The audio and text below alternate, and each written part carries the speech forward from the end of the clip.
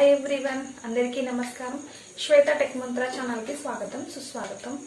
ఈరోజు ఈ వీడియోలో నేను మంచి ఇంట్రెస్టింగ్ టాపిక్ మీకు ఎక్స్ప్లెయిన్ చేయడానికి వచ్చేసాను. సో టాపిక్లోకి వెళ్ళబోయే ముందు ఎవరైతే నా ఛానల్ మీరు ఫస్ట్ టైం విజిట్ చేస్తున్నారో నా ఛానల్ని సబ్స్క్రైబ్ చేయండి, లైక్ చేయండి, షేర్ చేయండి అండ్ కామెంట్ సెక్షన్లో కామెంట్ కూడా చేసేయండి. సో లేట్ చేయకుండా టాపిక్లోకి వెళ్ళిపోదాం. Credit card. సో అందరికీ తెలిసిన విషయమే క్రెడిట్ కార్డ్ అంటే ఏమిటి అనేది. సో మనం అసలు క్రెడిట్ కార్డ్ ఎలా యూజ్ చేయాలి, ఎలా యూజ్ చేయకూడదు, సో క్రెడిట్ కార్డ్ వల్ల కలిగే అడ్వాంటేజెస్ ఏంటి, డిస్అడ్వాంటేజెస్ ఏంటి నేను మీకు ఈరోజు ఎక్స్ప్లెయిన్ చేస్తాను. సో మనము ఇన్ టైంలో క్రెడిట్ కార్డ్ కట్టుకుంటే ఎలాంటి ప్రాబ్లమ్స్ ఉండవండి. సో కానీ మనం ఇన్ టైంలో అమౌంట్ పే చేయకపోతే మనకి రేట్ ఆఫ్ ఇంట్రెస్ట్ అనేది 4 to 5% ఉంటుంది.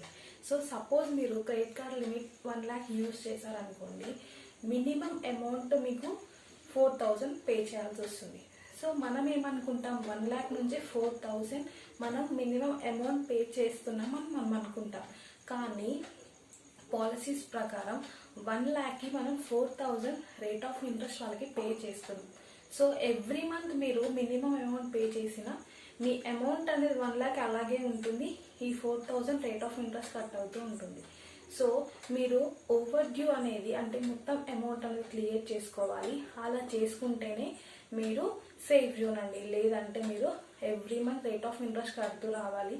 దీనికన్నా పర్సనల్ లోన్ బెటర్ అని మనకు ఆ టైంలో అనిపిస్తుంది.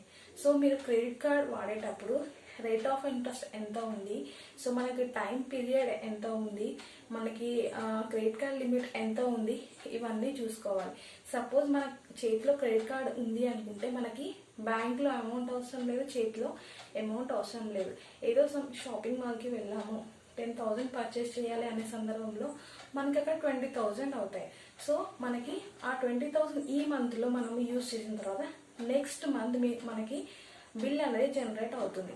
మనకి బిల్ అనేది జనరేట్ అయిన తర్వాత 15 to 20 days మనకి టైం ఇస్తారు. ఆ 15 to 20 daysలో మనం అమౌంట్ క్లియర్ చేసే ప్రాబ్లం ఉండదు, చేయకపోతేనే రిస్క్. సో మనకి ఏంటంటే రేట్ ఆఫ్ ఇంట్రెస్ట్ అనేది పెరుగుతూ ఉంటుంది.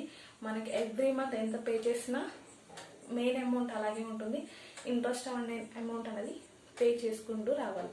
సో క్రెడిట్ కార్డ్ వాడేటప్పుడు ఎలా వాడాలి, ఎలా వాడకూడదు, రేట్ ఆఫ్ ఇంట్రెస్ట్ ఎంత ఉంది, ఇవన్నీ టర్మ్స్ అండ్ కండిషన్స్ ఫస్ట్ మన మైండ్లో ఫీల్ అయ్యి ఉండాలి. సో ఇవన్నీ కాకుండా క్రెడిట్ కార్డ్ ఇస్తున్నాం, తీసేసుకున్నాం, వాడేసుకున్నాం అనుకుంటే మాత్రం కరెక్ట్ కాదు. సో మనకి కట్టే స్తోమత ఉంటేనే మనం క్రెడిట్ కార్డ్ యూజ్ చేయాలి. లేదంటే అసలు క్రెడిట్ కార్డ్ తీసుకోవడం అనేది మానేసేయాలి. ఎందుకంటే మన చేతిలో ఉంటే కంపల్సరీ బిల్ పేమెంట్స్ కానీ మన షాపింగ్ మాల్స్లో ఏ ప్రోడక్ట్ నచ్చినా కూడా మనం పర్చేస్ చేస్తాం. పర్చేస్ చేసిన తర్వాతే ప్రాబ్లం స్టార్ట్ అవుతుంది. సో క్రెడిట్ కార్డ్ గురించి మీరు బ్రీఫ్గా మొత్తం కనుక్కున్న తర్వాత మీరు క్రెడిట్ కార్డ్ కూడా తీసుకోండి. క్రెడిట్ కార్డ్ ఎవరికి ఇస్తారు అనే క్వశ్చన్ మార్క్ వచ్చేసి శాలరీ పర్సన్స్కి ఇస్తారు అండ్ సెల్ఫ్ ఎంప్లాయీస్కి ఇస్తారు. డైలీ పేమెంట్స్ ఉన్న వాళ్ళకి కూడా మనకి క్రెడిట్ కార్డ్ ప్రొవైడ్ చేస్తారు. క్రెడిట్ కార్డ్ లిమిట్ వచ్చేసి 20+ ఉండాలి. ఏజ్ ఉన్న వాళ్ళకి మాత్రమే క్రెడిట్ కార్డ్ అనేది ప్రొవైడ్ చేస్తారు. సో క్రెడిట్ కార్డ్ అనేది లిమిట్ కూడా ఎలా ఉంటుందంటే బేస్డ్ ఆన్ శాలరీ.